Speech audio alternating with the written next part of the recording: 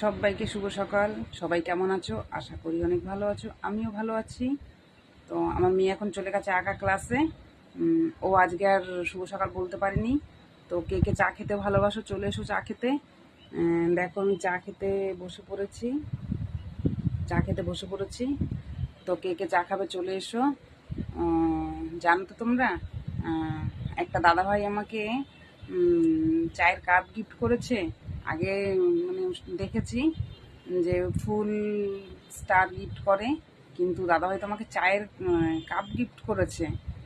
আমি চা খেতে প্রচণ্ড ভালোবাসি, হয়তো তাই জন্য দাদা বুঝেই করেছে। তো যে দাদাভাই করেছে চায়ের কাপ গিফট, অনেক অনেক ধন্যবাদ, অসংখ্য ধন্যবাদ দাদাভাইকে। তো তোমরা একটু ফলো করো দাদাভাইয়ের পেজটাকে।